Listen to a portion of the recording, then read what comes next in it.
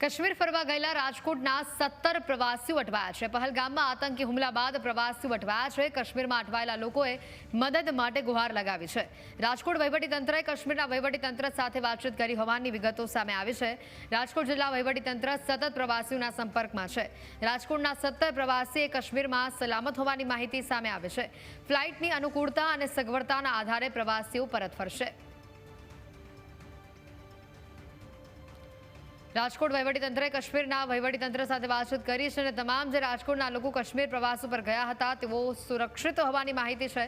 17 જેટલા રાજકોટવાસીઓ કાશ્મીર પ્રવાસ પર ગયા હતા અને તેઓ તમામ ત્યાં સુરક્ષિત છે, સલામત છે। ફ્લાઇટની અનુકૂળતા અને સગવડતાના આધારે આ પ્રવાસીઓ પોતાના વતન પરત આવશે।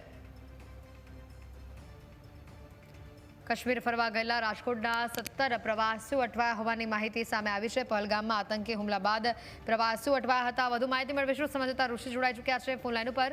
ઋષિ, મહત્વની વાત છે, હાલ રાજકોટ તંત્રએ પણ વાતચીત કરી છે અને તમામ જે 17 જેટલા મુસાફરો છે જે કાશ્મીર ફરવા માટે ગયા હતા તેઓ સલામત છે કે નહીં તેની માહિતી પણ મેળવી છે। લગભગ શું સમાચાર આવી રહ્યા છે, ક્યાં સુધીમાં તેઓ પરત વતન આવશે? હાલ તમામ જે પ્રવાસીઓ હતા તે છેલ્લે શ્રીનગરમાં ફસાયેલા હતા। શ્રીનગરમાં તેઓ સેફ છે, તમામ પોતપોતાની હોટલમાં સેફ છે, પરંતુ ક્યાંક ને ક્યાંક તેઓને વાહનો મળતા નથી, એટલે કે જામ થઈ ગયો છે।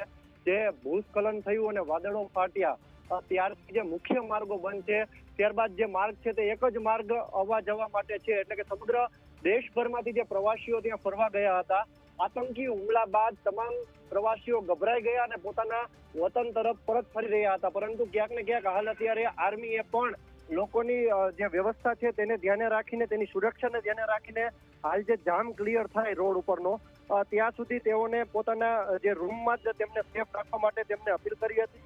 સાથે જ ફ્લાઇટના ભાડાની વાત કરવામાં આવે તો 30 થી 35 હજાર રૂપિયા જે શ્રીનગર છે ત્યાંથી અમદાવાદની ફ્લાઇટના ભાડા બતાવી રહ્યા હતા, એટલે સૌ કોઈને આ ભાડા પોસાય નહીં તેવી પણ સ્થિતિ હતી। સાથે ટ્રેનમાં પણ 3-4 દિવસ સુધીનું વેઇટિંગ હતું। હાલ અત્યારે તમામ 17 પ્રવાસીઓ છે તે રાજકોટ જિલ્લા કલેક્ટર પ્રભવ જોશી અને એમની ટીમ સતત તેઓના સંપર્કમાં છે અને હાલ તમામ પ્રવાસીઓ સેફ છે।